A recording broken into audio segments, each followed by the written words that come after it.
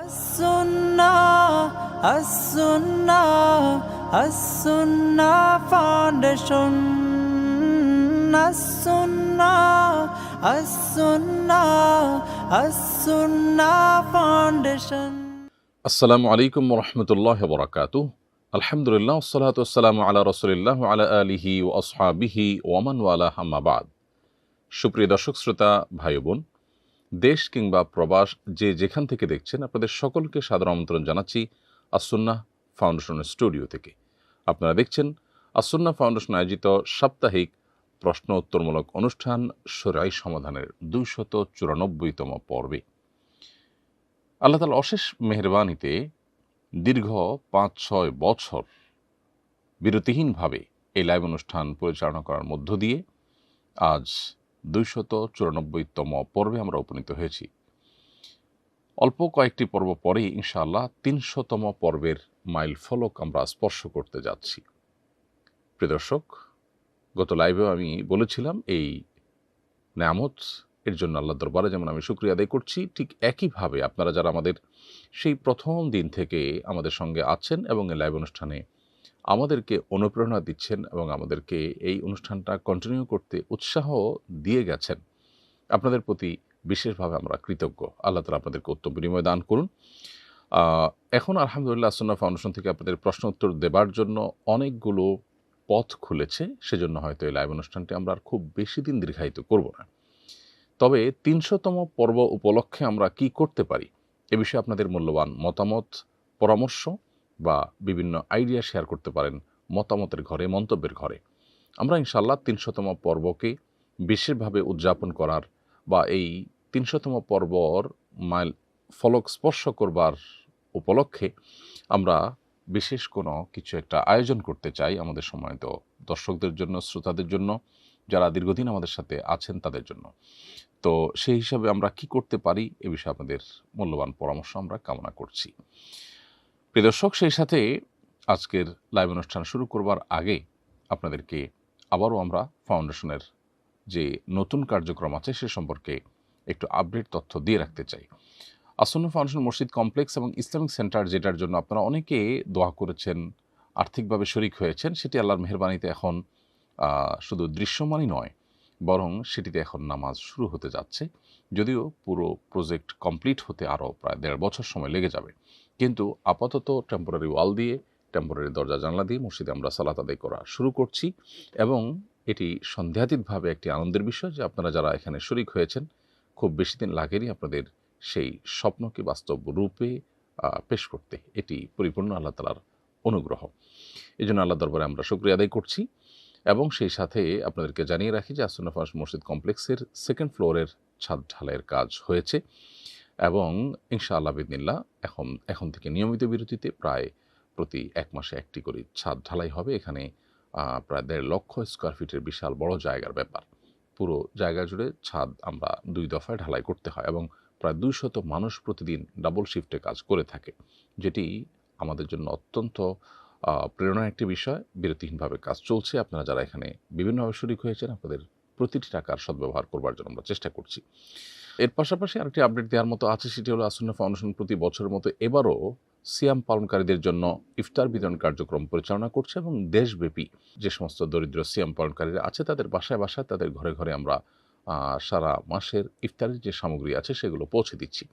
এখানেও অন্যান্য বছরের মতো আপনাদের শরিক হওয়ার সুযোগ আছে। যাদের সুযোগ আছে তারা ইনশাআল্লাহ বিদিনা শরিক হওয়ার চেষ্টা করবে। এবার আমরা ইফতার বিতরণ প্রজেক্টে ৩ কোটি টাকার বাজেট দিয়েছি এবং এই বাজেট নিয়ে ইতিমধ্যে আমাদের টিম কাজ শুরু করে দিয়েছে এবং দেশের প্রত্যন্ত অঞ্চলে ইফতারের প্যাকেজিংয়ের কাজ সম্পন্ন করে পাঠিয়ে দেবার কাজটা শুরু করা হয়ে গেছে। আশা করছি আপনারা এই কল্যাণমূলক কাজে সাধ্য অনুযায়ী সামিল হবেন। চলুন তাহলে আর বিলম্ব না করে আমরা যে সমস্ত প্রশ্ন ইতিমধ্যে পেয়ে গেছি সে সমস্ত প্রশ্নের উত্তর দেওয়ার পালায় প্রবেশ করি। আমি শুরুতে যে প্রশ্ন দেখতে পাচ্ছি সেটি হলো, স্কুলে উপবৃত্তি হিসেবে যাকাতের টাকা দেয়া হতো, আমি না জেনে দীর্ঘদিন তা গ্রহণ করেছি। আমি যাকাত গ্রহণের উপযুক্ত নই, এখন আমার করণীয় কি? উত্তর হলো, প্রিয় দর্শক, যাকাত গ্রহণের উপযুক্ত নয় এমন কোনো ব্যক্তি যদি যাকাতের টাকা গ্রহণ করেন যে কোনোভাবে, উপবৃত্তির নামে হোক, উপহার উপঢৌকনের নামে হোক, অন্য কোনোভাবে হোক, তাহলে সেটা তার জন্য জায়েজ নয়। যেহেতু আপনি না জেনেই গ্রহণ করেছেন, সেজন্য আপনার জন্য গুনাহ হবে না, আপনার এর জন্য কোনো গুনাহ হবে না। তবে আ আপনি যে টাকা নিয়েছেন, সে টাকা যার কাছ থেকে নিয়েছেন তাকে ফেরত দিতে হবে, যাতে তিনি উপযুক্ত গরিবকে বা এর হকদারকে পৌঁছে দেন, অথবা আপনি কোনো গরিব দুঃখীকে ওই টাকাটা সাদাকা করে দিতে হবে, যাকাত আদায়ের নিয়তে যে ব্যক্তি জাকাত তার। তাহলে ইনশাআল্লাহ এটি হয়ে যাবে। এবং কর্তৃপক্ষ যারা এই কাজটি করেছেন, উপবৃত্তির নামে বিভিন্ন নামে মানুষকে জাকাতের টাকা দিচ্ছেন, সেখানে যাদেরকে টাকা দিচ্ছেন তারা জাকাতের হকদার কিনা সেটি নিশ্চিত হওয়া তাদের কর্তব্য ছিল। এই কাজটি না করে তারা অন্যায় করেছে। এবং অনেক সময় দেখা যায় জাকাতের টাকা দিয়ে আমরা এই ধরনের কাজ করি। জাকাতের টাকা দিয়ে আপনি যেটাই করেন, হকদারের কাছে পৌঁছানোর আগে আপনাকে এনশিওর করতে হবে যে হকদার সে আসলে জাকাত খাওয়ার উপযুক্ত কি না, এটা দাতার কর্তব্য। এরপরে প্রশ্ন হলো, স্ত্রীর সাথে ঝগড়া লাগলে মাঝে মধ্যে আমি বিরহের গান গাই, কখনো কখনো শুনি, এতে কি স্ত্রী তালাক হয়ে যাবে? গান গাওয়া বা শোনা এটা মৌলিকভাবে স্ত্রী তালাক হওয়ার কোনো কারণ নয়, যদি সেটা বিরহের গানও হয়। তবে গান যখন আপনি খালি গলায় গাইবেন, তখন গানের শব্দের মধ্যে যদি এমন কিছু থাকে যেখানে আপনি স্ত্রীকে তালাক দেওয়ার কথা বলছেন, তালাক দিয়েছেন, এই টাইপের কথা বলেছেন, তার সাথে আর থাকবেন না, তাকে তালাক দিয়ে দিয়েছেন, এই টাইপের কথা যদি গানের কথার মধ্যে থাকে এবং আপনার নিয়ত থাকে, তাহলে তার উপরে ভিত্তি করে তালাক হতে পারে। তালাকে কেনাই হলে নিয়ত থাকলে তালাক হতে পারে। তালাকে কেনাই যদি না হয়, অর্থাৎ ইঙ্গিত সূচক তালাক না হয়, যদি স্পষ্ট তালাক দিয়েছে এই টাইপের কথা থাকে গানের কথার মধ্যে, আর সেটা আপনি মানে জ্ঞাতসারে আপনি বলেছেন এরকমটি হয়, তাহলে সেক্ষেত্রে তার তালাক হতে পারে। তবে গানের কথা কি ছিল না ছিল এই জিনিসটা সাধারণত আপনার নিজে নিজে ডিসকাস করার বিষয় না, বরং এটা কোনো মুফতি বিদগ্ধ কোনো আলেমের সাথে আলোচনা করে তারপর সমাধান নিতে হবে। তবে সাধারণ যে বিরহের গানগুলো থাকে সেগুলোতে তালাকের কথা থাকে না, অতএব সেগুলো গাওয়ার কারণে তালাক পতিত হওয়ার কোনো কারণ নেই, এবং সেগুলো শোনার কারণেও তালাক পতিত হওয়ার কোনো কারণ নেই। আর বলে রাখা ভালো প্রসঙ্গত, যে গানগুলো আপনি শুনছেন সে সমস্ত গানে সাধারণত মিউজিক্যাল ইনস্ট্রুমেন্টের ব্যবহার হয়ে থাকার কথা। অতএব মিউজিক সহ যদি গান শুনে থাকেন তার কারণে হারাম হবে, গুনাহ হবে, সেটি ভিন্ন আরেকটি বিষয় যদিও, কিন্তু গুরুত্বপূর্ণ। অতএব এর জন্য আল্লাহর কাছে তওবা করতে হবে, ইস্তেগফার করতে হবে, এবং খালি গলায় আপনি বিরহের গান গাইলেন, সেটাতে কোনো অসুবিধা নেই। এরপরে প্রশ্ন হলো, অ্যাবস্টেইন ফাইল বিশ্বব্যাপী ব্যাপক আলোচিত, বিষয়টি আপনি কিভাবে দেখছেন? এটিকে সাদা চোখে আমরা তো দেখছি যে একজন মানসিকভাবে বিকারগ্রস্ত বা বিকৃত মস্তিষ্ক মানুষের প্রচণ্ড রকমের পৈশাচিক কর্মকাণ্ড, বাট এটাকে এর বাইরে আরও বিভিন্ন অ্যাঙ্গেল থেকে দেখবার সুযোগ আছে। বিশেষ করে যখন এর সাথে এমন এমন রথী মহারথীরা যুক্ত, এই বিকৃতি, এই আপনার পৈশাচিকতা, এই নির্মমতা, এই আপনার মানে পশুসুলভ উল্লাস, আনন্দ এবং ভোগ, এটার সাথে যারা জড়িয়ে আছে সে মানুষগুলোর দিকে তাকালে সবাইকে বিকৃত মস্তিষ্ক বলে চালিয়ে দেওয়া সহজ নয়। দ্বিতীয়ত, এই ব্যক্তি অ্যাবস্টেইনের বিভিন্ন বক্তব্য, তার বিভিন্ন সময় সাক্ষাৎকার, এবং তার উপর অল ওভার যে আপনার ফলো আপ, সেটির সামারিতে এসে নিশ্চিন্তে বলা যায় বা নির্দ্বিধায় বলা যায় যে এটা মূলত শয়তান পুজো যারা করে তাদের রিচুয়ালের অংশ। আমি অতি সম্প্রতি একটি ভিডিওতে ইউএসএ থেকে কোনো একটা অনুষ্ঠানে একজন ইহুদি নারীকে একজন সাংবাদিক প্রশ্ন করেছেন যে আপনাকে একটা ভালো ইহুদি ফ্যামিলি হিসাবে আমরা জানি, আসলে কি তাই?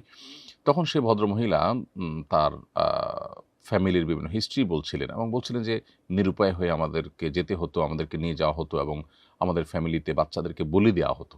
এই যে অ্যাবস্টেইনের এখানে বাচ্চাদের প্রতি যে নির্মমতা, তাদেরকে নিয়ে আপনার বিভিন্নভাবে অপহরণ করে এনে তার দ্বীপে, তার বিভিন্ন হোটেলে সেগুলোকে আপনার মানে জাস্ট অন্য 10টা পশু জবে করে আমরা যেভাবে খাই সেভাবেও না, বরং অত্যন্ত নির্মমভাবে এই শিশুগুলোকে শেষ করা এবং নানাভাবে আপনার জাস্ট উপভোগের বস্তুতে পরিণত করা, শিশু, নারী, এরকম আরও বিভিন্ন যে মানুষগুলোর প্রতি যে নির্মমতাগুলো করা হতো, এই পুরো প্রক্রিয়াটা সম্পর্কে সে ভদ্রমহিলার বক্তব্য অনুযায়ী বোঝা যায় যে এটি মূলত শয়তান পুজোর অংশ।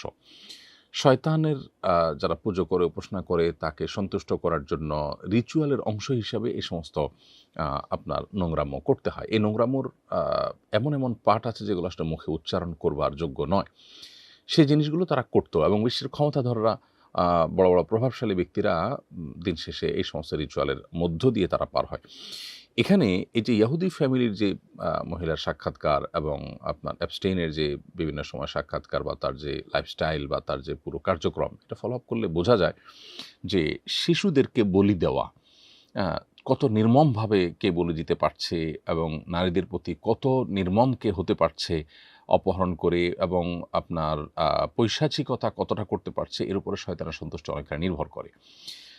আল্লাহ যে মানুষকে সতর্ক করেছে শয়তানের ব্যাপারে এবং বারবার করে শয়তান থেকে আমাদেরকে সাবধান থাকতে বলেছে এবং শয়তানকে সন্তুষ্ট করে শয়তানকে আল্লাহ তাআলা, শয়তান আল্লাহর সৃষ্টি, তাকে তার বিশেষ কিছু পাওয়ার আল্লাহর তরফ থেকে দেওয়া আছে। এটা পার্ট অফ এক্সাম, পরীক্ষার অংশ। সেই জায়গা থেকে শয়তান থেকে দূরে থাকার যে সতর্কীকরণ দীর্ঘদিন থেকে বা মানব সৃষ্টির শুরু থেকে আল্লাহ তাআলা আমাদেরকে নবী রাসূলদের মাধ্যমে করেছেন, সেটি আবারও আমাদের কাছে অত্যন্ত বাস্তবসম্মত আ আ এবং আবারও সেটা আমাদের জীবনের সাথে খুবই রিলেভেন্ট যে সেটি প্রমাণ হলো।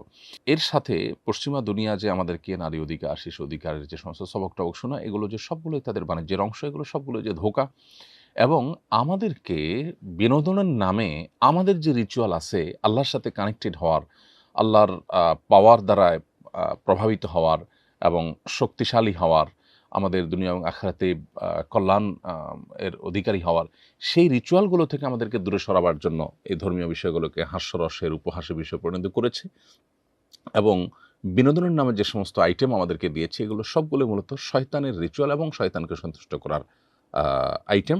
সেগুলো দিয়ে তারা আমাদের যে আধ্যাত্মিকতা, আমাদের যে আধ্যাত্মিক শক্তি সেটাকে ধ্বংস করছে।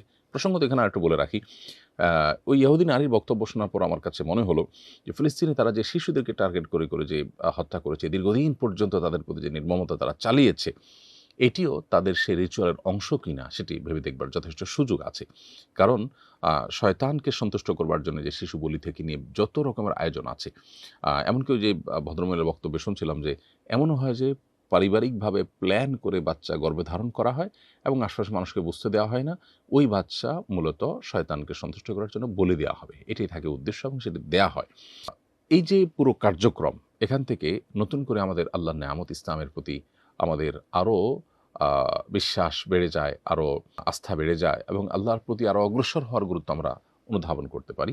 আমাদের কাছে ঝকঝকে তকতকে যে আপনার কালচার উপস্থাপন করা হয়ে থাকে, এগুলোর পেছনে যে কমার্শিয়াল ধান্দা আছে, এগুলোর পেছনে যে তাদের শয়তানি ধান্দা আছে, এগুলোর পেছনে যে আমাদেরকে থামিয়ে দেওয়ার প্রচেষ্টা আছে, সেটি বোঝার জন্য আসলে পণ্ডিত হওয়ার দরকার নেই। অতএব অ্যাবস্টেইনের এই ফাইলটা শুধুমাত্র এই ফাইল যেটি উন্মুক্ত হয়েছে এর মাধ্যমে যে সমস্ত ঘটনাবলী আমাদের সামনে উঠে আসছে এগুলো বা তার যে নির্মমতাগুলো ছিল এবং তার সাথে যারা বড় বড় রথী মহারথীরা আছে এদের যে কানেকশন পাওয়া যায়, এগুলো শুধুই মানবিক বিকৃতি, মানসিক বিকৃতির বিষয় নয়, বরং এর সাথে শয়তান তুষ্টির বিষয় জড়িয়ে আছে। আমরা আল্লাহকে সন্তুষ্ট করতে চাই। এখানে রাস্তা দুইটা, শয়তানের রাস্তা, যার শেষ মাথা জাহান্নাম। দুনিয়াতেও সেটা জাহান্নামী। যারা শয়তানকে পুজো করে, তারা শক্তি সঞ্চয় করতে চায় বা শয়তানের পাওয়ার নিতে চায়। এই পাওয়ার দিয়ে তারা হয়তো দুনিয়াতে সাময়িক রাজত্ব করে, কিন্তু তারাও মানসিকভাবে কেউ আসলে সুখ পায় না। অতএব এই এপস্টাইনের ফাইল, এটা নিয়ে অনেক কথা বলার আছে, এটা নিয়ে অনেক কথা ভাববার আছে। কোরআনে কারীম যে বাল মূর্তিকে পুজো করতে নিষেধ করেছে, সেই বালের বিশেষ অনুগত ছিল এবং তার জীবনের অনেক কিছুতে সেটার প্রভাব পাওয়া যাচ্ছে। এখনকার যে সমস্ত তথ্য-উপাত্ত আসছে তাদের মাধ্যমে, গণমাধ্যমের মাধ্যমে, সেগুলো থেকে বোঝা যাচ্ছে। তো এই যে বাল এর যারা পূজা করত, যেটাকে আপনার ওই যে লিঙ্গ পূজার টাইপের আপনার যৌন বিকৃতি বা বিকৃত যৌনতা, এর সাথে আপনার যাদের সম্পর্ক আছে, এরা মূলত ওই বাল মূর্তির পূজার ওইটাকেই চর্চা করছে। এপস্টেইনের মধ্যে সেই জিনিসটাও পাওয়া যাচ্ছে।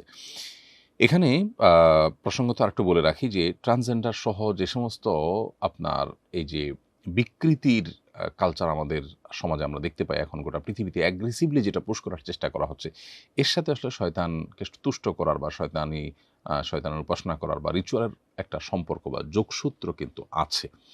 অতএব পুরো বিষয়টা আসলে অনেক বড় খেলার ব্যাপার। আগামীর পৃথিবী এটি যতটা না অস্ত্রের যুদ্ধের পৃথিবী, তত তার চাইতে বেশি হবে আপনার স্পিরিচুয়াল যুদ্ধের পৃথিবী।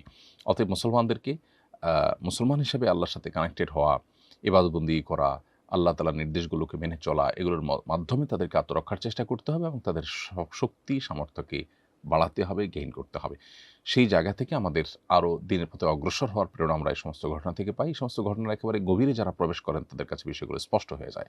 আল্লাহ তাআলা আমাদেরকে শিক্ষা গ্রহণ করার তৌফিক দান করুন এবং এই সমস্ত নির্মমতা বন্ধ হোক।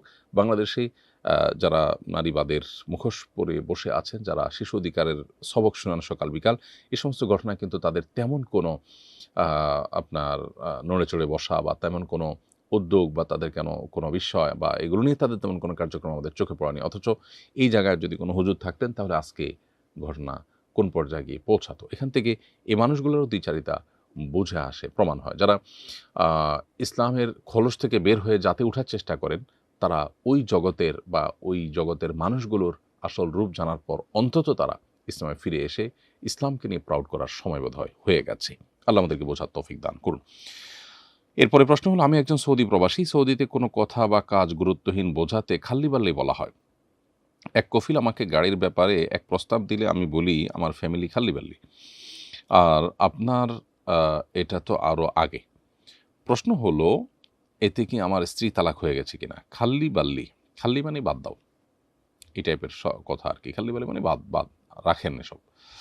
তো আপনি যদি ফ্যামিলি খাল্লি-বাল্লি বা ফ্যামিলি রাখেন, আপনি এই টাইপের কথা বলেন, তাহলে এর কারণে তালাক হওয়ার কোনো কারণ নেই। এটার কারণে আপনার স্ত্রী তালাক হবে না। গরমের দিনে কোনো বিশেষ আমল আছে কিনা? গরমের দিনের বিশেষ কোনো আমল আছে কিনা? এর উত্তর হলো যে, গরমের দিনে স্পেশাল আলাদা করে কোনো আমল না থাকলেও আপনার গরমের দিনে আমরা বিশেষ কিছু কাজ করতে পারি।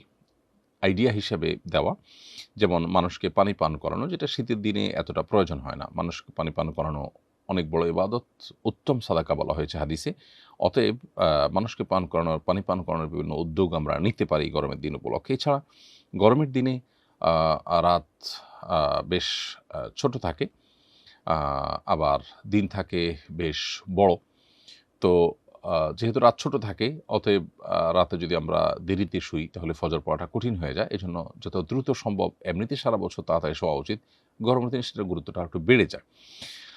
এর পাশাপাশি যারা আপনার গরমে বিভিন্নভাবে কষ্ট করেন, বিভিন্ন শ্রমিক আছেন, দিনমজুর আছেন, তাদের কষ্ট যেন লাঘব করা যায়, সেজন্য নানামুখী উদ্যোগ আমরা নিতে পারি। টিউবওয়েল স্থাপন, তারপরে পথিকদেরকে পানি পান করানো, এ জাতীয় খুঁজে ভালো কাজগুলো আমরা করবার চেষ্টা করতে পারি। এরপরে প্রশ্ন হলো, রমাদান সমাগত, এবারে রমাদানকে যথাযথভাবে ও সুপরিকল্পিতভাবে কাজে লাগাতে চাই, আপনার পরামর্শ ও দিক নির্দেশনা চাই। প্রিয় দর্শক, আলহামদুলিল্লাহ, রমাদান চলে এসেছে আমাদের দোরগোড়ায় এবং আমরা রমাদানকে সুপরিকল্পিতভাবে কাটিয়ে সার্থক রমাদান উদযাপন করবার চেষ্টা নিয়ে প্রত্যেকটা ইমানদারের মাথায় থাকে।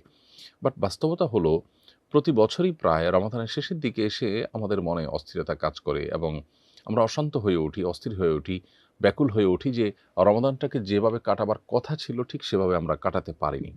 এই আফসোস নিয়ে আমাদের রমাদানকে বিদায় দিতে হয় এবং পরবর্তী রমাদানে ভালো কিছু করার তৌফিক পেলে, আল্লাহ হায়াতে বাঁচিয়ে রাখলে আমরা করব, সেরকম ইচ্ছা রেখে আমরা সাধারণত রমাদানকে শেষ করি। তো এই যে আক্ষেপ, এই আক্ষেপটা কমিয়ে এনে আমাদের তৃপ্তি বাড়াবার একমাত্র উপায় হলো সঠিক পরিকল্পনা। ইসলামের ইতিহাসের সোনালী যুগের স্বর্ণ মানব যারা ছিলেন, আমাদের সালাফ বা পূর্বসূরি যারা ছিলেন, তারা রমাদানের 6 মাস আগে থেকে রমাদানের জন্য প্রস্তুতি গ্রহণ করতেন। অর্থাৎ যথেষ্ট আগে থেকে প্রস্তুতি গ্রহণ করতেন যাতে রমাদানটা সঠিকভাবে কাটানো যায় এবং তার জন্য যথাযথ পদক্ষেপ গ্রহণ করা, উপযুক্ত কিছু স্টেপ নেওয়া, এগুলো তারা শুরু করতেন এবং রমাদানের জন্য প্রতীক্ষায় থাকতেন। আবার রমজানের 6 মাস পর তারা রমজান পরবর্তী 6 মাস ধরে রমজানের ইবাদতবন্দিগুলো কবুল হওয়ার জন্য আল্লাহর কাছে দোয়া এবং আল্লাহর কাছে কামনা বাক্যে প্রার্থনা ইত্যাদিতে মনোনিবেশ করতেন। তার মানে তাদের সারা বছর জুড়ে তাদের জীবনে রমাদান ছিল। তাহলে আমরা যদি রমাদানকে সঠিকভাবে কাটাতে চাই তাহলে আগে থেকে তার যথাযথ পরিকল্পনা লাগবে। আগে থেকে রমাদানের যে আমলগুলো করবেন সেগুলোর রিহার্সেল শুরু করতে হবে, সেগুলো আস্তে আস্তে ওয়ার্ম আপের মতো করা শুরু করতে হবে যাতে করে রমাদানে ফুল ফেসে আপনি যেতে পারেন। তো রমাদানকে সঠিকভাবে পরিকল্পনা মাফিক কাটাবার জন্য আমরা প্রতি বছরই আসুন্নাহ ফাউন্ডেশন থেকে রমাদান প্ল্যানার প্রকাশ করে থাকি। আলহামদুলিল্লাহ, এবারও সেটি প্রকাশ হয়েছে, বরং এবার এটাকে দ্বিগুণ কলেবরে করা হয়েছে। আগের রমাদান প্ল্যানার ছিল 30 পৃষ্ঠা, এটা হলো 60 পৃষ্ঠা, অর্থাৎ প্রতিদিনের জন্য 2টা করে পৃষ্ঠা। এবং এবার যে নতুন করে যুক্ত করা হয়েছে তা হলো ইমানের 77 শাখাকে 30 রমাদানে ভাগ করে দেওয়া হয়েছে। পুরো প্ল্যানারটা আপনি যদি কমপ্লিট করেন এই রমাদান জুড়ে, তাহলে রমাদানের ৭৭ শাখা আপনার আত্মস্থ হয়ে যাবে। সে সাথে এই ৩০ দিনের জন্য ৩০টি অবহেলিত সুন্নাহ, যেগুলো আমাদের সমাজ থেকে হারিয়ে যেতে বসেছে, সেই সুন্নাহগুলো আমরা এখানে উল্লেখ করে দিয়েছি। এরকম ৩০টি সুন্নাহ আছে, সেগুলো ইনশাআল্লাহ রপ্ত হয়ে যাবে। এর বাইরে এবার আয়াত, হাদিস, দোয়া এগুলোর মধ্যে আমরা নতুন এনেছি, অর্থাৎ আগেরগুলোর জায়গায় নতুন কিছু আয়াত, নতুন হাদিস এবং দোয়া আমরা উপস্থাপন করেছি। এর বাইরে লাইলাতুল কদর এবং ইতিকাফের জন্য আলাদা করে 2টি পেজ যুক্ত করা হয়েছে এবং সেখানে গুরুত্বপূর্ণ কিছু ইনফরমেশন আপনাদেরকে দেয়া হয়েছে। তো রমাদান প্ল্যানারের এবারের আয়োজনে আমরা লক্ষ্য করেছি যে কলেবরের যেরকম ডাবল হয়েছে, বৃদ্ধি হয়েছে, ঠিক একইভাবে এটার রূপও পরিবর্তন হয়েছে এবং বেশ চমৎকার হয়েছে। আমি ব্যক্তিগতভাবে খুবই প্লিজড, আলহামদুলিল্লাহ। তো এই প্ল্যানারটা আপনার রমাদানের প্ল্যানিংয়ের জন্য ভালো হেল্প করতে পারে। এটি আপনি সংগ্রহ যেমন করতে পারেন, ঠিক একইভাবে রমাদান উপলক্ষে আমরা আমাদের প্রিয়জনকে অনেক উপহার দিই, তার মধ্যে এই রমাদান প্ল্যানারটা থাকতে পারে ইনশাআল্লাহ বিদিনিল্লাহ। এটা যদি শুরু থেকে শেষ পর্যন্ত কেউ ফলো করেন, তার রমাদানটা অনেকখানি তৃপ্তিদায়ক হবে। এখানে সালাদ ট্র্যাকার এবং অন্যান্য যে ট্র্যাকার যেগুলো আছে সেগুলো তো আছেই। গত বছরের চাইতে কন্টেন্ট প্রায় নতুন এবং দ্বিগুণ। অতএব এটি আমরা সংগ্রহ করতে পারি। এছাড়া আপনার নিজের মতো করে রমাদানকে সঠিকভাবে কাটাবার জন্য, অর্থবহ করবার জন্য কোনো প্ল্যান আপনি দাঁড় করাতে পারেন। কোন সময় আপনি কী করবেন, কোন ভালো কাজটা কীভাবে করবেন, কোন গুনাহ থেকে বাঁচবেন। এটার অংশ হিসাবে সোশ্যাল মিডিয়া থেকে বের হয়ে আসা, আনইনস্টল করে দেওয়া বিভিন্ন অ্যাপ, তারপর বিভিন্ন কানেকশন কমিয়ে আনা, গুনাহের রাস্তাগুলো বন্ধ করে দেওয়া, এসব উদ্যোগগুলো আমরা স্বপ্রণোদিতভাবে নিজেদের থেকে আমরা নিতে পারি রমাদানকে সার্থক করবার জন্য। সেই সাথে আল্লাহর কাছে দোয়া করি আল্লাহ যেন আমাদের রমাদানকে সঠিকভাবে কাটাবার তৌফিক দান করেন।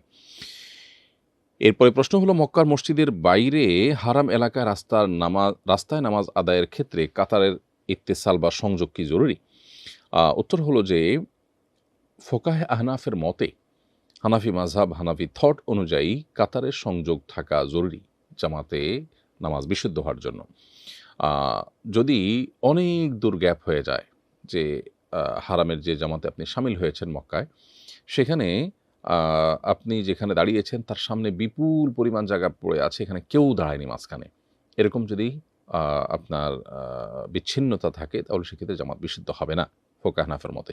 যদিও হাম্বলি ফকিগণ, সৌদি আরবের উলামায়ে কেরামগণ তারা বলেন যে আপনার যদি আপনি ইমামকে ফলো করতে পারেন, যেমন সাউন্ড আসছে, দেখতে পাচ্ছেন, তাহলে গ্যাপ বেশি থাকলেও জামাত বিশুদ্ধ হয়ে যাবে, নামাজ বিশুদ্ধ হয়ে যাবে। তো যারা হানাফি থট ফলো করে থাকেন তাদের জন্য কর্তব্য হবে আগেভাগে হারামে গিয়ে জামাতে এমনভাবে শামিল হওয়া যাতে মাঝখানে অনেক বড় গ্যাপ তৈরি না হয়। হ্যাঁ, যদি গ্যাপ থাকে এবং সাইডেও কিছু মানুষ দাঁড়ানো থাকে আর গ্যাপটা কাভার হয়ে যায়, তাহলে সেক্ষেত্রে নামাজ বিশুদ্ধ হয়ে যাবে। কিন্তু যদি এমন হয় যে না, আপনি যেখানে দাঁড়িয়েছেন সামনে অনেক বিশাল জায়গাতে কেউ দাঁড়ায়নি, তাহলে সেক্ষেত্রে আপনার ৩ কাতারের বেশি মানুষ বিচ্ছিন্নতা তৈরি করেছে বা বিচ্ছিন্নতা সৃষ্টি হয়েছে, তাহলে সেক্ষেত্রে আপনার সে জামাতে নামাজ পড়লে আপনার এই ইক্তেদা সহি হবে না, শুদ্ধ হবে না। সম্প্রতি বিমান বাংলাদেশ এয়ারলাইন্সের একজন শীর্ষ কর্মকর্তা ও তার স্ত্রী দ্বারা একটি শিশু গৃহকর্মীকে পাশবিক নির্যাতনের ঘটনা সোশ্যাল মিডিয়ায় দেখলাম। এ ধরনের জুলুম ও রোধে করণীয় কী?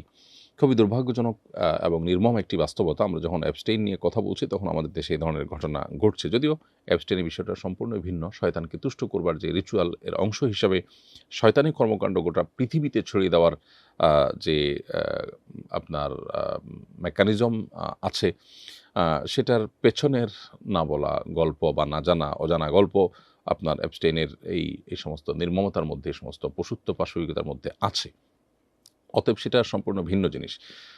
কিন্তু আমাদের দেশে যেটি ঘটেছে সেটাও অত্যন্ত দুর্ভাগ্যজনক। অর্থাৎ একটা গুরুত্বপূর্ণ পদে থাকা একজন শীর্ষ ব্যক্তি, তিনি যে হন না কেন, আমি কাউকে ছোট করতে চাই না এবং সে সুযোগও নেই। বাট এরকম কোনো জায়গা থেকে এ ধরনের ইস্যু সত্যিই আমাদেরকে খুবই ব্যথিত করে। আমরা আশা করব প্রকৃত ঘটনা যথাযথ তদন্তের মধ্য দিয়ে বের হয়ে আসবে এবং ন্যায় বিচার প্রতিষ্ঠিত হওয়া উচিত। আমাদের বাসায় যারা কাজ করতে আসে তারা অসহায়, তারা অনেক সময় অনেক কিছু বুঝে না, অনেক কিছু না বোঝার ফলে তাদের প্রতি আমাদের অসন্তোষ তৈরি হয়। কিন্তু দিন শেষে এটা যেন জুলুমের পর্যায়ে না যায়। আমার কারোর সাথে ভালো বনিবনা হচ্ছে না বা সেট হচ্ছে না, আমি তাকে বাদ দিয়ে দিব, কিন্তু তাকে রেখে জুলুম করতে পারি না। আমরা অনেকেই আছি যারা বাহিরে অনেক মানুষের কাছে ভালো, কিন্তু এই সমস্ত অধীনস্থ মানুষদের কাছে আমরা ভালো নই, অর্থাৎ তাদের প্রতি আমরা নানাভাবে জুলুম করছি, তাদের হক নষ্ট করছি। এটি অত্যন্ত গর্হিত বিষয়। বাংলাদেশে প্রচলিত আইনের দুর্বলতা, আইনের শাসনের অভাব, আইনের প্রয়োগের ত্রুটি এগুলোর কারণে এই ধরনের ঘটনা আমরা একের পর এক দেখছি। আসলে প্রতিটি ঘটনাই আমাদেরকে বার্তা দেয় যে ইসলামই সমাধান। অন্য কোনো পদ্ধতিতে আসলে আমরা সমাধান পাবো না। পশ্চিমারা ইসলাম ছেড়ে দিয়ে ঝকঝকে তকতকে একটা দারুণ সভ্যতা তার দাঁড় করিয়ে দিয়েছে। এপস্টেইন দেখিয়ে দিয়েছে যে সেই সভ্যতার ভেতরের রূপটা কী। আর এপস্টেইনের দেখানো ছাড়াও আমরা জানি সেখানে মানুষ কি আসলে মানসিক সুখে আছে? ঝকঝকে তকতকে লাইফের পেছনে যে গল্প, সেই গল্পটা তো অত্যন্ত নির্মম, অত্যন্ত করুণ। সেখানে আত্মহত্যার প্রবণতা বাড়ছে, ডিপ্রেশনের প্রবণতা বাড়ছে, নানান অশান্তি, অসুখের প্রবণতা বাড়ছে। এই সবগুলো মূলত আল্লাহ থেকে দূরে সরে যাওয়ার ফল এবং ফসল। আল্লাহর প্রতি বিশ্বাসী মানুষ যত কষ্টে থাকুক তিনি সুখে থাকেন, তিনি ভালো থাকেন। আল্লাহ তাআলা আমাদেরকে আবারও দ্বীনের পথে ফিরে আসার প্রেরণা এখান থেকে নেওয়ার তৌফিক দান করুন। সেই সাথে বাংলাদেশে যত রকমের শ্রমিক বাসার মধ্যে যারা কাজ করছেন সে সমস্ত কাজের লোকজন তাদের প্রতি যত রকম অবিচার হয়ে থাকে এগুলো বন্ধে সর্বোচ্চ শাস্তির আইন এবং সেটা প্রয়োগের সকল বাধা দূর করা, এটা অত্যন্ত প্রয়োজনীয় একটি উদ্যোগ। এবং সর্বত্র নীতি এবং নৈতিকতার চর্চা এবং ধর্ম এবং ধার্মিকতার চর্চা এটা বাড়াতে হবে। আমাদের শিক্ষা থেকে নিয়ে প্রত্যেকটা ক্ষেত্রে যদি সেটা আমরা করতে পারি, ইনশাআল্লাহ বিদিনিল্লাহ মনুষ্যত্ব ফিরে আনা সম্ভব। আর না হলে পশ্চিমাদের মতো যে লেয়ার সেটা আমরা দেখতে পাবো, আর ভেতরের লেয়ারটা হবে অত্যন্ত নির্মম। সেটা যেন না হয় সেজন্য আমাদেরকে পরিপূর্ণ দ্বীনের পথে ফিরে আসতে হবে এবং সেই সাথে এই ধরনের ঘটনার আ সঠিক তদন্ত, সুষ্ঠু তদন্তের মাধ্যমে এটার আসল দিকটা বের করে এনে যথাযথ বিচার যেন হয় সেটি আমরা কামনা করছি। রমাদানে প্রতি বছর দ্রব্যমূল্যের বৃদ্ধি ঘটে থাকে। এর কারণ কি বলে মনে করেন এবং প্রতিকারের উপায় কি? জিনিসপত্রের দাম রমাদানে যে বেড়ে থাকে এটি সাধারণত আ যে কারসাজি হয়ে থাকে, যে গুদামজাত করে রাখা, যে আপনার আ আ কৃত্রিমভাবে সংকট তৈরি করার যে প্রচেষ্টা অসাধু ব্যবসায়ীদের সেটির কারণেই হয়ে থাকে আমরা জানি। অতএব এটিকে কঠোরভাবে নিয়ন্ত্রণ করা হলো সবচেয়ে বড় কাজ। আলহামদুলিল্লাহ বিগত রমাদানেও অত্যন্ত দারুণভাবে কাজটি করতে পেরেছে সংশ্লিষ্ট কর্তৃপক্ষ। এজন্য তারা অবশ্যই ধন্যবাদ পেতে পারেন। এ রমাদানেও আশা করছি সেটা তারা কন্টিনিউ করবেন এবং সেই সাথে আমরা যারা ভোক্তা আছি, আমরা যদি এই জাতীয় কারসাজিগুলোকে আপনার বৃদ্ধাঙ্গুলে দেখাতে পারি, আমরা যদি সবাই কোনো জিনিস যখন কারসাজি করে দ্রব্য মানে সেটা মূল্য বৃদ্ধি ঘটানো হয়ে থাকে, তখন যদি আমরা একটু নিজেরা প্ল্যান করে সেটাকে বয়কট, বর্জন বা সেটার বিকল্প ব্যবহার করার চেষ্টা আমরা করতে থাকি এবং যদি একটু সংযমী হয় তাহলে ইনশাআল্লাহ তারা কিন্তু সোজা হয়ে যাবে। তরমুজ সিন্ডিকেটের সময় এরকম সোশ্যাল মিডিয়াতে আওয়াজ উঠেছিল এবং অনেকেই সেটার পরে যখন সচেতন হয়েছেন তখন কিন্তু তাদের সেই সিন্ডিকেট ভাঙতে তারা বাধ্য হয়েছে এবং তারা কিন্তু সেই গুদামজাত করার বা দাম কৃত্রিমভাবে সংকট তৈরি করে দাম বৃদ্ধি করার যে চেষ্টা সেটাতে তারা ব্যর্থ হয়েছে। অতএব এই প্রক্রিয়াটা আমাদের অবলম্বন করা দরকার এবং এ ধরনের অপরাধকে অত্যন্ত জঘন্য অপরাধ হিসাবে চিহ্নিত করে সেটার বিচার হওয়া দরকার। আমাদের দেশে বিচারহীনতার কালচারটার কারণে কোনো সমস্যারই আমরা আসলে সমাধান করতে পারছি না। অতএব সেটি আমাদের যেমন দরকার, একইভাবে রমাদান আসছে, একজন মুসলমান তিনি হয়তো নামাজ কালামও পড়েন, আবার তিনি এই জিনিসপত্র সরিয়ে রেখে সংকট তৈরি করে দাম বাড়িয়ে তারপর ব্যবসা করছেন, মুনাফা করছেন। তিনি জানেনই না তিনি যে প্রক্রিয়াতে ইবাদত করছেন সেই প্রক্রিয়াটা আল্লাহর কাছে গ্রহণযোগ্য নয়। অর্থাৎ একদিক দিয়ে আপনি মানুষের অধিকার নষ্ট করছেন, মানুষকে কষ্ট দিচ্ছেন এবং কৃত্রিম সংকট তৈরি করে সেখানে অবৈধভাবে উপার্জন করছেন। নবী করিম সাল্লাল্লাহু আলাইহি ওয়াসাল্লাম পরিষ্কারভাবে বলেছেন যে যারা এইভাবে কৃত্রিম সংকট তৈরি করার জন্য জিনিস জমিয়ে রাখে, গুদামজাত করে, এরা খাতি, এরা অপরাধী। অতএব এই অপরাধ যারা করছেন তারা নামাজ কালাম পড়ে আল্লাহকে সন্তুষ্ট করতে পারবেন না। দিনটাকে আমাদের পরিপূর্ণভাবে বোঝা দরকার, আংশিক নয়, এবং আংশিক দিন পালন আমাদেরকে আল্লাহর সন্তুষ্টির দিকে নিয়ে যাবে না। এরপরে প্রশ্ন হলো, ৮০ বছর বয়সী মাজুর মহিলা হঠাৎ উত্তরাধিকার সূত্রে ১০ লক্ষ টাকা পেলে তার উপর কি বদলি হজ করা ফরজ হবে? ৮০ বছর বয়সী মাজুর মহিলা যদি উত্তরাধিকার সূত্রে এমন টাকা পান যেটা দিয়ে হজ করা যায়, তাহলে সেক্ষেত্রে তার উপরে হজ ফরজ হবে। তিনি যদি শারীরিকভাবে সক্ষম হন গিয়ে হজ করার মতো, তাহলে সেক্ষেত্রে তার সাথে একজন মাহরাম সাথে নিয়ে যাওয়ার মতো টাকা হলে তখন তার উপর হজ ফরজ হবে। আজকাল ১০ লাখ টাকায় বাংলাদেশ থেকে হজ করা যায় না। যদি যায় তাহলে সেক্ষেত্রে ১০ লাখ টাকায় যথেষ্ট তার হজ ফরজ হওয়ার জন্য, যদি তিনি ফিজিক্যালি সুস্থ হন এবং সাথে কোনো মাহরাম নিয়ে যাওয়ার মতো ব্যবস্থা তার কোনোভাবে থাকে। মাহরামের চেইনটা কিন্তু অনেক বড়। অতএব একজন না একজন পাওয়ার কথা এখানে। অতএব একজন নারী তিনি নিজের এবং সাথে মাহরামের টাকা জোগাড় করতে পারলে হজ ফরজ হয়। সে টাকা জোগাড় হয়েছে এবং তার শারীরিক কন্ডিশন ভালো হজ করে আসার মতো, তাহলে তার উপরে হজ ফরজ হয়ে গেছে। ফিজিক্যালি গিয়ে হজ করতে হবে তাকে। আর যদি শারীরিকভাবে তিনি অসুস্থ হয়ে যান, অপারগ হয়ে যান, তাহলে সেক্ষেত্রে তিনি বদলি হজের ব্যবস্থা তাকে করতে হবে, অর্থাৎ অন্য ব্যক্তি যিনি নিজের হজের আগে আদায় করেছেন এরকম কোনো ব্যক্তিকে পাঠিয়ে তার পক্ষ থেকে হজ করাতে হবে। ইনশাআল্লাহ তাতেও তিনি দায়মুক্ত হবেন। এরপরে প্রশ্ন হলো, ছোট ভাই ভার্সিটিতে পড়ে, আব্বুর সামর্থ্য কম, আমি চাইলে কি তাকে আমার জাকাতের টাকা দিয়ে পড়াশোনা করাতে পারবো? উত্তর হলো, আপনার ছোট ভাই যদি জাকাত গ্রহণের উপযুক্ত হয়, অনেক অভাবী হয়, এদিকে সে বালেগ প্রাপ্তবয়স্ক হয়ে গেছে, আপনার বাবার উপরে তার খরচ বহন করা এটা আর কর্তব্য থাকেনি।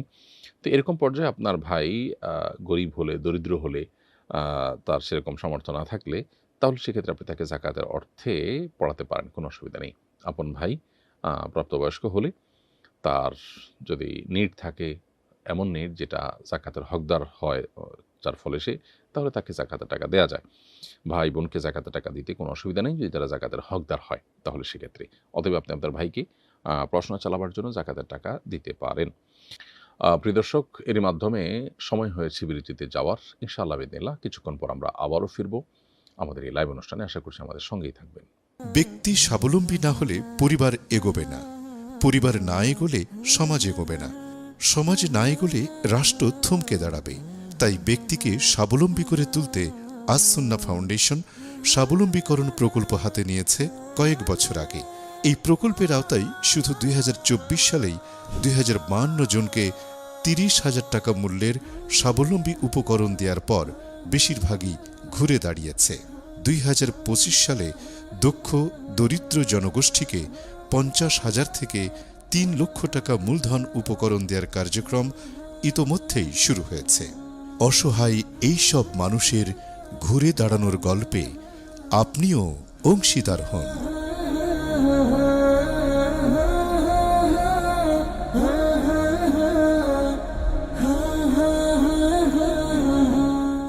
বিরতির পর আবার আপনাদেরকে স্বাগতম। আপনারা দেখছেন আস-সুন্নাহ ফাউন্ডেশন আয়োজিত প্রশ্ন উত্তরমূলক অনুষ্ঠান শরঈ সমাধানের 294তম পর্ব। বিরতির আগে আমরা অনেকগুলো প্রশ্ন উত্তর দিয়েছি আল্লাহ তাআলার অশেষ অনুগ্রহে। এখন যে প্রশ্নটি আমি দেখতে পাচ্ছি প্রথমে, সেটি হলো, নির্বাচনী প্রচারণার কাজ করে টাকা গ্রহণ করার বিধান জানতে চাই। নির্বাচনী প্রচার করার কাজে আপনি অংশগ্রহণ করে যদি টাকা গ্রহণ করেন, পারিশ্রমিক নেন, সেটা জায়েজ।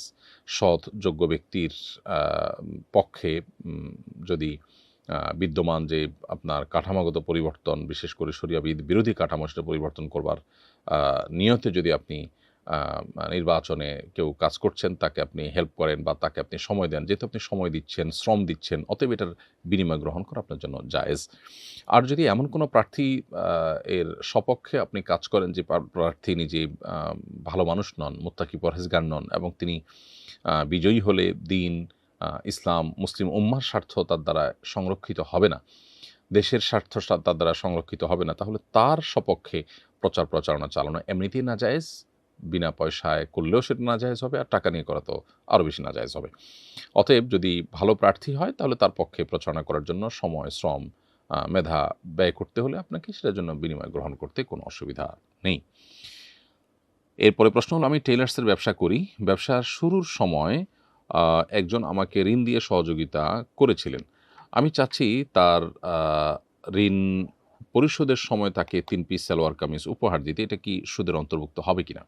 উত্তর হলো না, এটা সুদের অন্তর্ভুক্ত হবে না, বরং এটা ঋণ পরিশোধের ক্ষেত্রে যে আপনার সুযোগটা রয়েছে শরিয়ার দৃষ্টিকোণ থেকে, সেটা হলো যে কেউ যদি ঋণ দেয় এবং তিনি ঋণের বিপরীতে কোনো সুবিধা নেওয়ার কোনো উদ্দেশ্য, ইন্টেনশন, চুক্তি কোনো কিছুই তার না থাকে, তো সেক্ষেত্রে আপনি ঋণ গ্রহীতা হিসাবে টাকাটি ফেরত দেওয়ার সময় যদি কিছু বাড়িয়ে দেন তার প্রতি যে কৃতজ্ঞতা বোধ সেই জায়গা থেকে, তাহলে সেটা নাজায়েজ নয়, এটা সুদের অন্তর্ভুক্ত হবে না। সুদের অন্তর্ভুক্ত হবে তখন যখন দেওয়াই হয় অতিরিক্ত লাভের আশায়, এবং সেটা চুক্তি হতে পারে, অতিরিক্ত লাভের ব্যাপারটা আপনার ক্লিয়ার করে হতে পারে, এরকম যদি হয় তাহলে সেটা আপনার সুদের আওতায় পড়বে, অন্যথায় এটি সুদের আওতায় পড়বে না। এটা আপনি তাকে কৃতজ্ঞতার উপহার হিসাবে বা কৃতজ্ঞতার উদাহরণ হিসাবে, নমুনা হিসাবে, নিদর্শন হিসাবে আপনি দিতে পারেন।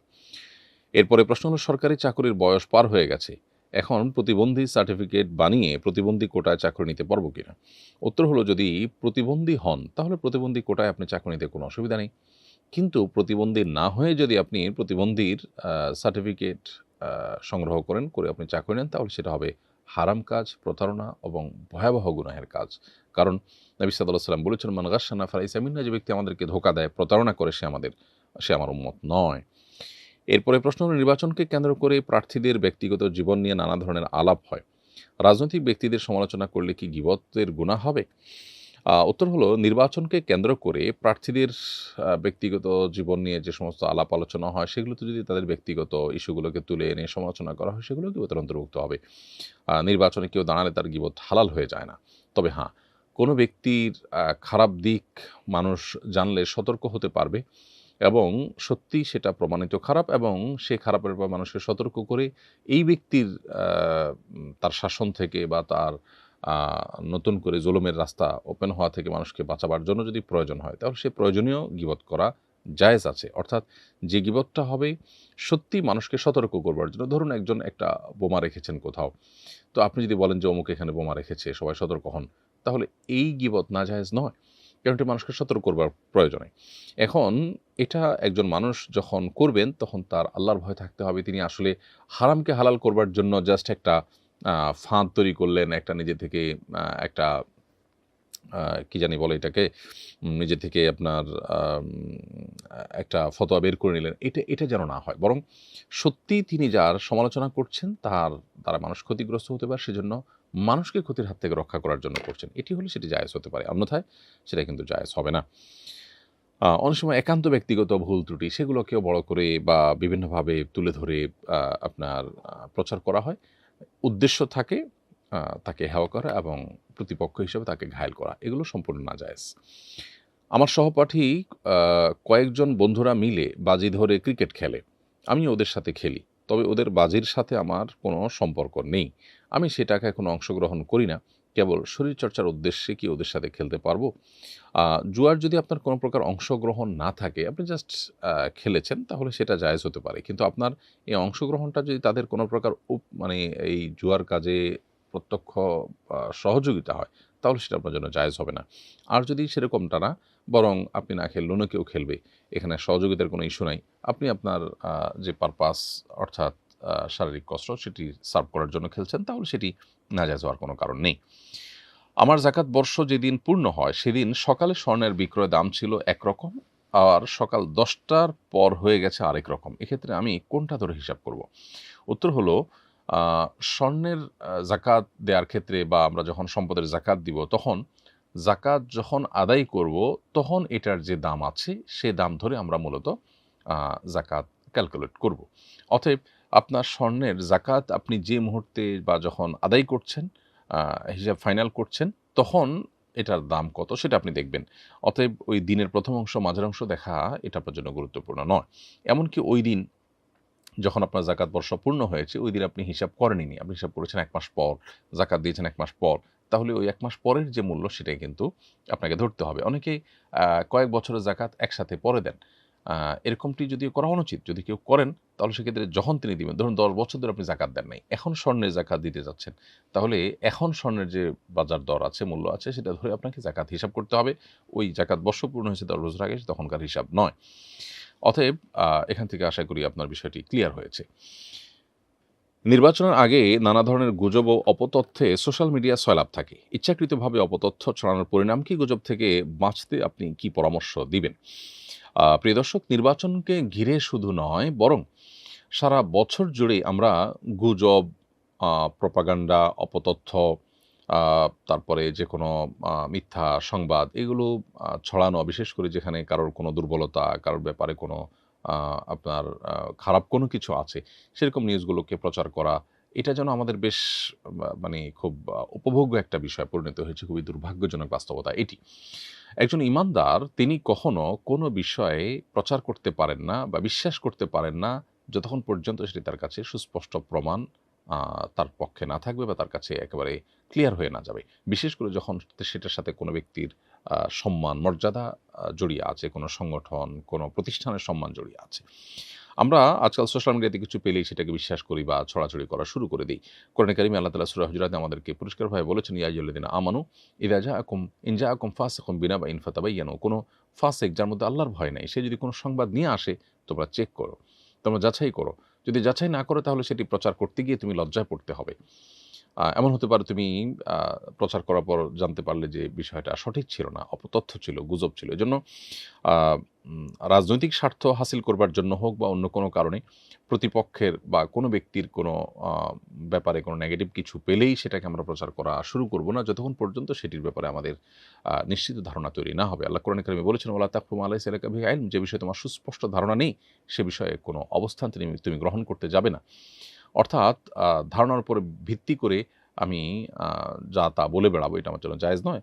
এবং আরেকটি হাদিস রয়েছে এ সম্পর্কে, সেটি হলো যে কাফা বিল মারই কাযিবান আন ইউহাদ্দিসা বিকুল্লি মা সামিআ, যা শুনলাম সেটাই প্রচার করা শুরু করে দিলাম। একজন মানুষের মিথ্যাবাদী হওয়ার জন্য এটা যথেষ্ট। অতএব অ্যাজ এ মুসলমান এটি আমরা করতে পারি না। কিন্তু দুর্ভাগ্যজনকভাবে আমরা অনেকে নামাজ কালাম পড়ি, কিন্তু এ ধরনের মিথ্যা বিষয়কে অনেক সময় মিথ্যা জেনেও আমরা প্রচার করি এবং সেটাকে আমরা এনজয় করি।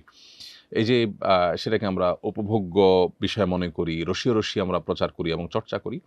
এটা একজন ঈমানদারের চরিত্র নয়। আমরা যাবৎ না এ ধরনের বিষয় পরিহার করতে না পারব, ততক্ষণ পর্যন্ত আল্লাহর প্রিয়পাত্র হওয়ার বা ঈমানদার, খাঁটি ঈমানদার হওয়ার সুযোগ আমাদের নেই। বিধায় এ ধরনের বিষয়গুলোতে আমাদের সর্বোচ্চ সতর্ক থাকতে হবে। নির্বাচন অথবা ভোটের রাজনীতি অথবা রাজনৈতিক স্বার্থ হাসিলের জন্য প্রতিপক্ষ যদি ফাসিকও হয়, ইসলাম বিমুখ হয়, এমনকি যদি অমুসলিমও হয়, তাহলেও তার অথবা সেই প্রতিষ্ঠানের নামে গুজব ছড়ানো, ইচ্ছাকৃত গুজব তৈরি করা, এটা কোনো অবস্থাতে আমাদেরকে ইসলাম অ্যালাউ করে না। অতএব এটাকে আমাদের পরিহার করতে হবে এবং দায়িত্বশীল মুসলমান হতে হবে। এরপরে প্রশ্ন হলো, আমার মায়ের বয়স ৫০, আমার বাবা মানসিক ভারসাম্যহীন, এখনও কি মার নফল রোজা রাখার জন্য বাবার অনুমতির প্রয়োজন আছে? তার কাছে অনুমতি চাইলে তিনি দেবেন না। আপনার বাবা আপনার কথা অনুযায়ী যদি মানসিক ভারসাম্যহীনই হয়ে থাকেন, তাহলে আপনার মা নফল রোজা রাখার জন্য আপনার বাবার অনুমতি নেওয়ার প্রয়োজন নেই। তবে মনে রাখতে হবে আপনার একটা মৌলিক কথা, সেটি হলো স্ত্রীর কাছে স্বামী যদি কখনো ডিমান্ড করে স্ত্রী রোজা রাখার পর, নফল রোজা রাখার পর, তাহলে সেক্ষেত্রে রোজা ভেঙে হলেও স্বামীর সে ডিমান্ড পূরণ তাকে করতে হবে। কারণ এই বিষয়টি মূলত একটি সমাজের স্থিতিশীলতা, সুস্থতা এবং স্বাভাবিকত্বের জন্য দেওয়া।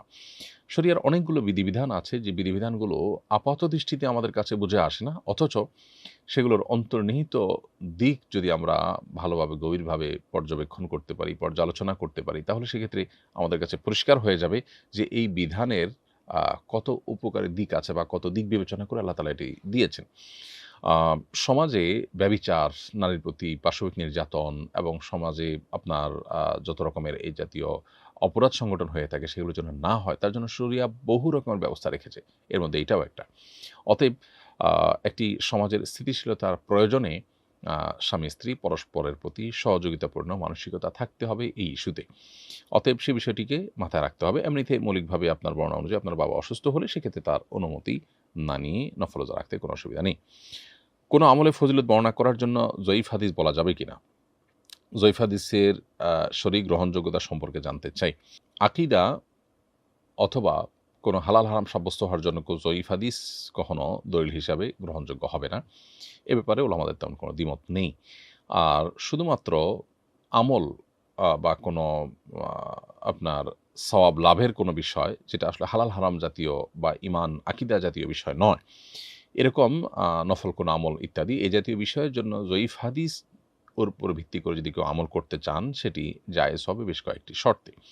এর ভিতরে একটা শর্ত হলো যে সেটা খুব মারাত্মক পর্যায়ের জয়ীফ বা মারাত্মক পর্যায়ে দুর্বল হবে না, অর্থাৎ সূত্রের মধ্যে দুর্বলতাটা খুব জটিল এবং কঠিন পর্যায়ের দুর্বলতা থাকতে পারবে না। এটা হলো প্রথম শর্ত।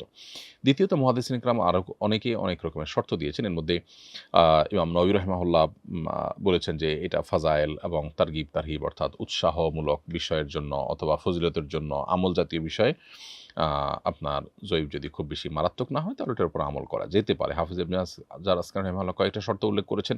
এর মধ্যে একটা শর্ত হলো যে যেটা বললাম সেটা, আরেকটা হলো যে যে বিষয়ে আপনি ওই হাদিসের উপর আমল করতে চান, মৌলিকভাবে সেটি শরিয়ার অন্য কোনো নস বা অন্য কোনো ভাষ্য দ্বারায় প্রমাণিত হবে।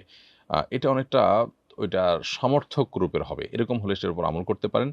আর তৃতীয় আরেকটা শর্ত তিনি দিয়েছেন, সেটা হলো যে এটা আমল করার সময় নবী করিম সাল্লাল্লাহু আলাইহি ওয়াসাল্লাম নির্দেশ করেছেন এই আকীদা নিয়ে আমল করবেন না, বরং এটা একটা ভালো কাজ হিসাবে আমল করবেন।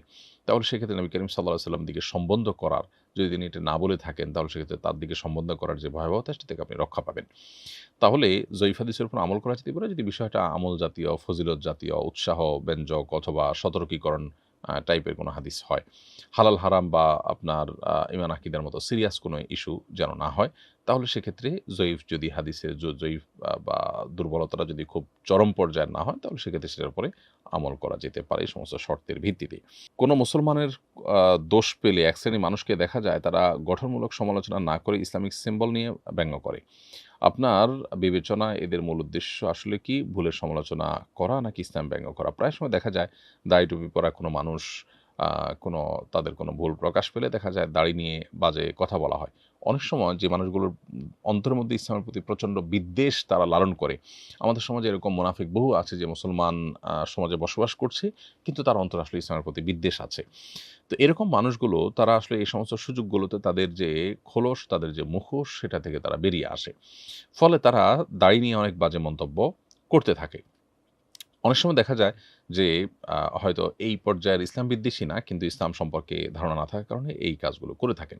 কোনো ব্যক্তি বিশেষকে ব্যঙ্গ করার জন্য বা বিদ্রূপ উপহাস করার জন্য বা তার কোনো আপনার অন্যায় কাজকে ডিসকারেজ করার জন্য এরকম কেউ বললেন, সেটা হয়তো সাধারণ গুনাহের পর্যায়ে পড়বে। কিন্তু দাড়ির প্রতি বিদ্বেষ বা ধর্মের প্রতি বিদ্বেষ বা ধর্মচর্চাকে তাচ্ছিল্য করা, উপহাস করা, এটার জায়গা থেকে কেউ যদি এরকম করেন, তাহলে তিনি মুসলিম পরিচয় ধারণকারী হয়ে থাকলে এর মাধ্যমে তিনি ইসলাম থেকে খারিজ হয়ে যাওয়ার মতো ভয়াবহ পর্যায়ে কিন্তু যেতে পারেন। খুবই জঘন্য একটি বিষয়।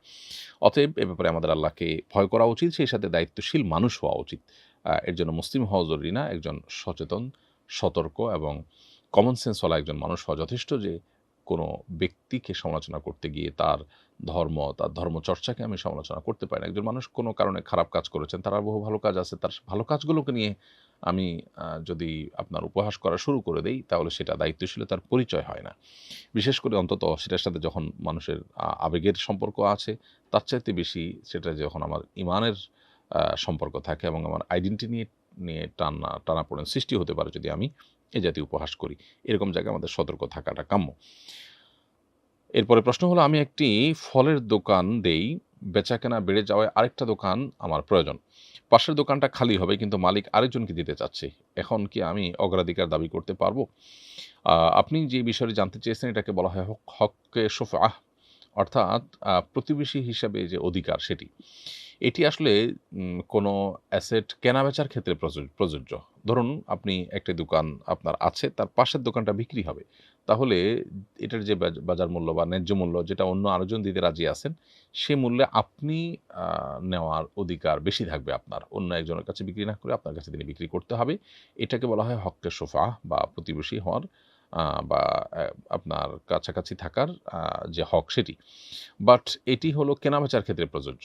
ইজারার ক্ষেত্রে, ভাড়ার ক্ষেত্রে প্রযোজ্য নয়। অতএব পাশের দোকানদার তার দোকানটা কার কাছে ভাড়া দিবেন, এটা একান্ত তার ব্যাপার। অতএব যদি ভাড়ার ব্যাপার হয়, তাহলে সেক্ষেত্রে এখানে আপনার অগ্রাধিকার থাকবে না।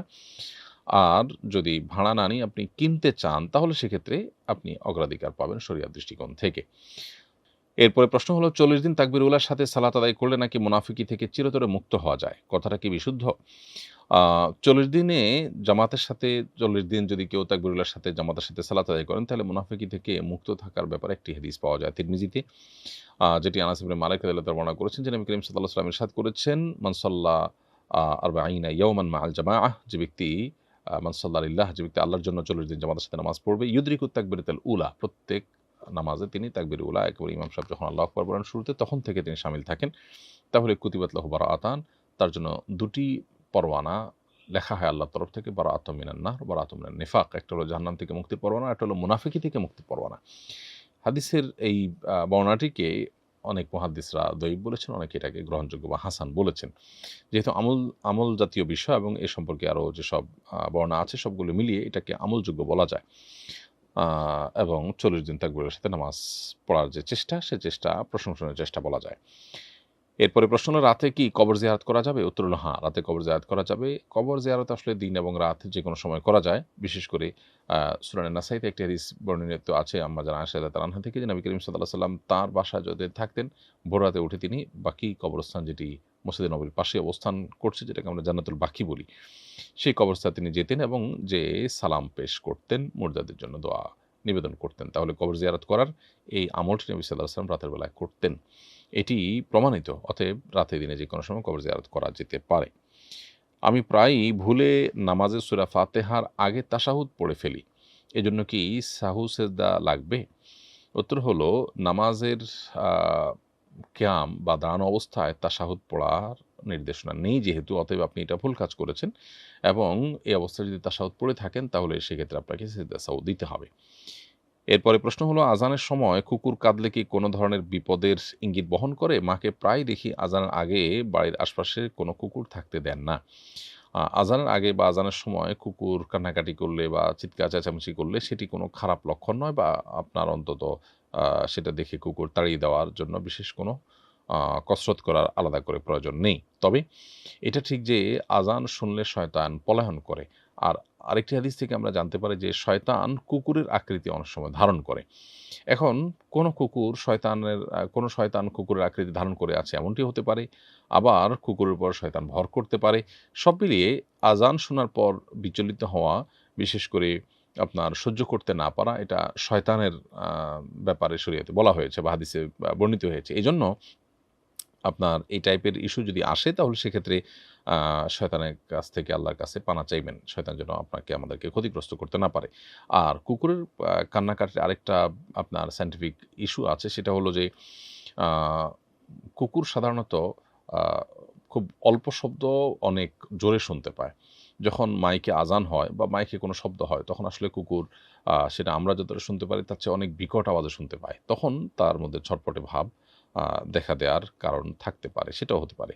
তো সব মিলিয়ে খোলাসা কথা হলো যে আজানের আগে কুকুর কান্নাকাটি করলে এটা কোনো বিপদের ইঙ্গিত বহন করে না। অতএব এটাকে বিপদের ইঙ্গিত বহন করা বিশ্বাস আ রাখা সঠিক নয়। এরপরে প্রশ্ন হলো এক ব্যক্তি ২৪ দিন যাবৎ লাইফ সাপোর্টে আছেন। ডাক্তার বলেছেন তার আর কোনো জ্ঞান ফেরার সম্ভাবনা নেই।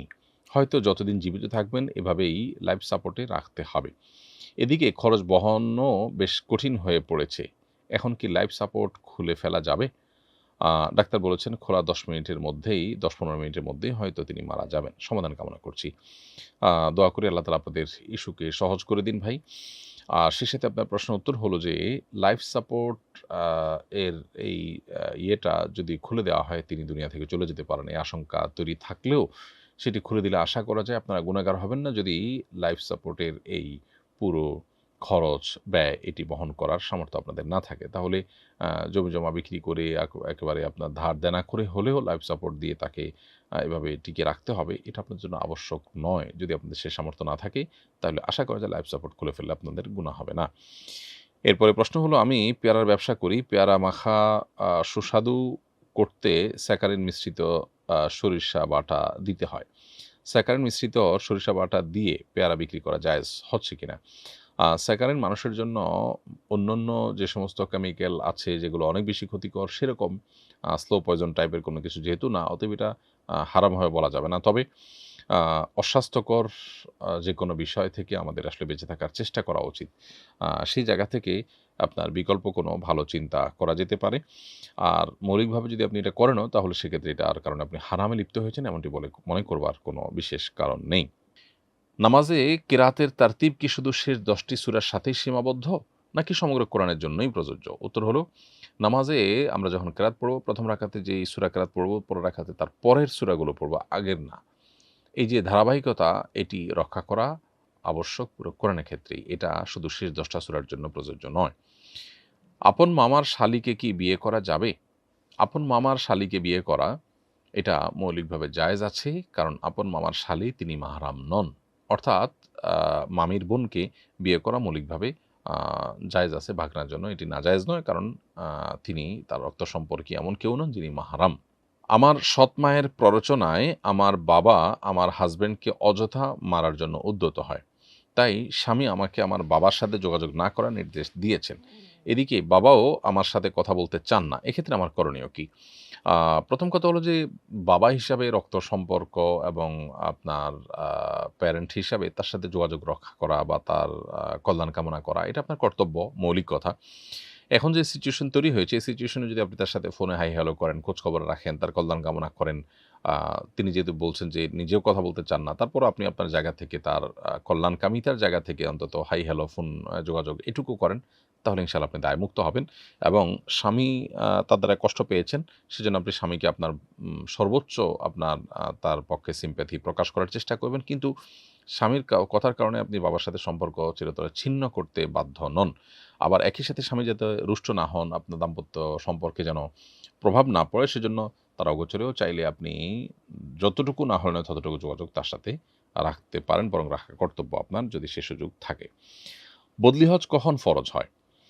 উত্তর হলো, বদলি হজ তখনই ফরজ হয় যদি কারোর হজ করার মতো আর্থিক সঙ্গতি থাকে, কিন্তু শারীরিকভাবে হজ করার মতো অবস্থা তার যদি না থাকে, অথবা নিরাপত্তাজনিত কারণে তিনি যেতে না পারেন, তখন অন্য কাউকে টাকা দিয়ে বদলি হজ করাটা তার জন্য আবশ্যক হয়ে যায়। অনেক লোক আছেন যারা এখন টাকা পয়সার মালিক হয়েছেন, আগে ছিলেন না। এখন যখন মালিক হয়েছেন তখন তারা আসলে শারীরিকভাবে হজ করার মতো আর সামর্থ্য নেই। তখন তার জন্য অন্য কাউকে দিয়ে বদলি হজ করানোটা কর্তব্য হয়ে পড়ে। এরপরে প্রশ্ন হলো, ইসলামে গীবত বলতে কি বোঝায়? কোন কোন ক্ষেত্রে গীবত করা জায়েজ এবং কোন কোন ক্ষেত্রে গীবত করা নাজায়েজ? উত্তর হলো, হাদিসের ভাষায় গীবত হলো যিকরুকা আখাকা মা ইয়াকরাহুহু, মা ইয়াকরাহু, তোমার ভাইকে এমন কিছু বলা যেটা সে অপছন্দ করে, সেটাই হলো গীবত। অতএব কারোর পেছনে এমন কিছু বলা যেটা তিনি শুনলে, সামনে বললে তিনি অপছন্দ করবেন, কষ্ট পাবেন, সেটাই গীবতের অন্তর্ভুক্ত হবে।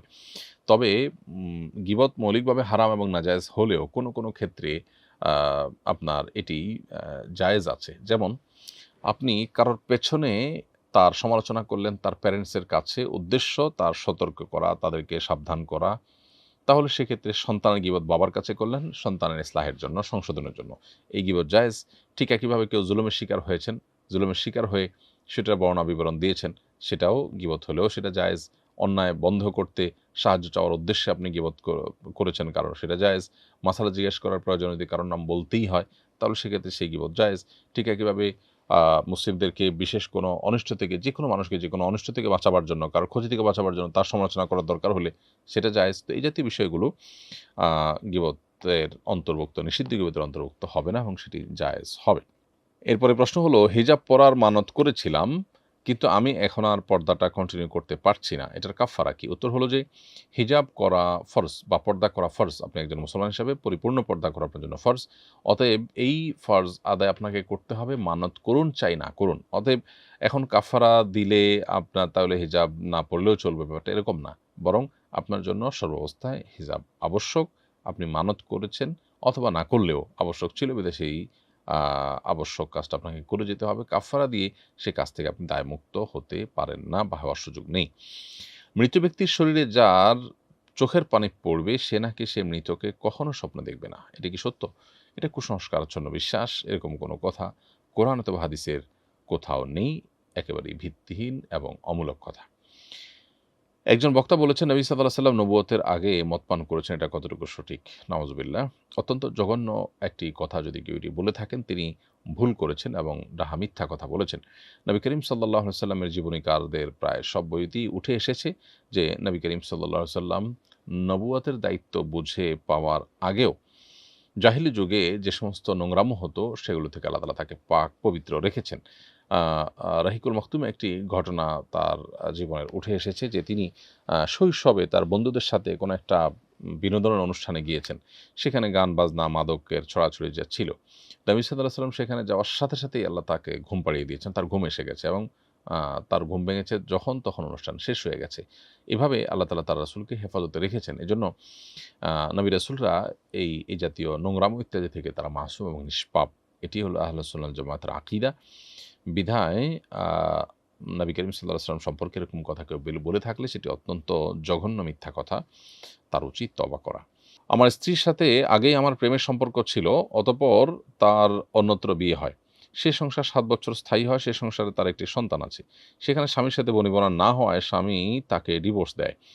তার ৫ মাস পর আমার বন্ধুদের সাক্ষ্যে বিয়ে করি। তার ১ মাস পর উভয় পরিবার সম্মত হয়। বর্তমানে আমাদের ২ বছরের সংসার ও একটি সন্তান আছে। আমাদের সংসার কি বৈধ হচ্ছে? উত্তর হলো, প্রথম বিয়ের পর যদি ইদ্যত পার হয়ে থাকে, ৫ মাস হলে তো সাধারণ অবস্থায় ইদ্যত পার হয়ে যায়। যদি সন্তান গর্ভে থাকে তাহলে গর্ভ খালাস হওয়া পর্যন্ত ইদ্যত পালন করতে হয়। ইদ্যত পার হওয়ার পর বিয়ে করে থাকলে, সঠিকভাবে যদি বিয়ে হয়ে থাকে, বিয়ের শর্তাবলী পূরণ করে থাকেন, তাহলে সেক্ষেত্রে আপনার সংসার বিশুদ্ধ। এটা নিয়ে পেরেশান হওয়ার বিশেষ কোনো কারণ নেই। পালক মায়ের কি দেখভাল করা পালক সন্তানের জন্য জরুরি? আর পালক মাকে কি যাকাত দেয়া যাবে? পালক মাকে যাকাত দেয়া যাবে এবং পালক মাকে দেখভাল করা অন্য ১০ জনের যাদেরকে খোরপোশ দিতে আমরা বাধ্য বা আবশ্যক, সেরকম এটা আবশ্যক বা জরুরি কোনো কিছু নয়। তবে আ তার প্রতি যে অবদান, তার প্রতি যে আপনার যে কৃতজ্ঞতাবোধ, সেই জায়গা থেকে অবশ্যই তার দেখভাল করার চেষ্টা করা উচিত সাধ্য অনুযায়ী, সেটা নৈতিকতার প্রশ্ন। আমাদের স্কুল স্টুডেন্টদের টিফিন হিসাবে প্রতিদিন একটি প্রতিষ্ঠান থেকে নাস্তা পাঠানো হয়। তখন প্রায় দিনই কিছু স্টুডেন্ট অনুপস্থিত থাকার কারণে অল্প কিছু টিফিন বেঁচে যায়, কিন্তু সেগুলো ওই কোম্পানির নিকট ফেরত পাঠানো অসম্ভব। এমত অবস্থায় সেগুলো কি স্কুলের স্টাফ, শিক্ষকরা নিতে পারবেন? উত্তর হলো যে, নষ্ট হয়ে যাওয়া থেকে রক্ষা করার জন্য চাইলে নিতে পারেন। তবে দাতা প্রতিষ্ঠানকে জানিয়ে তাদের অনুমতি নেওয়া ভালো। মা বলেছেন, আমাকে ফোন দিলে তার মরামুখ দেখব। এরপর তাকে ফোন দিলে কি কাফারা দিতে হবে? না, এর জন্য কোনো কাফারা প্রযোজ্য হবে না, বরং এটি একটি অমূলক কথা হিসাবে বিবেচিত হবে এবং মায়ের সাথে যোগাযোগ রাখাটা এমনিতেই কর্তব্য। তবে মা যেন কোনো কারণে অসন্তুষ্ট না হন, কষ্ট না পান, সেটা চেষ্টা রাখতে হবে। কষ্ট পাওয়ার কারণে এই ধরনের কথা সাধারণত মায়েরা বলে থাকেন, সে যেন না হয় এটা খেয়াল রাখতে হবে। তবে একই সাথে মায়ের সাথে যোগাযোগ রক্ষা করা কর্তব্যের অংশ এবং এর জন্য কোনো কাফারা দিতে হবে না। কারণ এটা এমন কোনো কথা নয় যেটা শপথ কিংবা মানত কিংবা এমন কিছু এসে যেটার জন্য কাফারা প্রযোজ্য হয়। প্রিয় দর্শক, আর এরই মাধ্যমে আমরা আজকের লাইভ অনুষ্ঠান একেবারে শেষ প্রান্তে পৌঁছে গেছি। সময় হয়েছে বিদায় নেওয়ার। আল্লাহ যদি তৌফিক দেন এবং সুস্থ রাখেন, ইনশাআল্লাহ বিইذনিল্লাহ পরবর্তী লাইভ অনুষ্ঠানে আবারও দেখা হবে। আল্লাহ রাব্বুল আলামিন আমাদের সবাইকে সে পর্যন্ত সুস্থ রাখুন। আল্লাহর ইবাদত, আল্লাহর গোলামি এবং দাসত্বের মধ্যে আমাদেরকে সে পর্যন্ত সময় কাটাবার তৌফিক দান করুন। রমাদানের জন্য যথাযথ এবং অর্থবহ প্রস্তুতি গ্রহণের তৌফিক আল্লাহ তাআলা আমাদের সবাইকে দান করুন। হাযা মা ইনদি ওয়াল ইলমু ইনদাল্লাহ ওয়া জাযাকুমুল্লাহু খাইরান। ওয়াসসালামু আলাইকুম ওয়া রাহমাতুল্লাহি ওয়া বারাকাতুহু। আসুন্নাহ ফাউন্ডেশন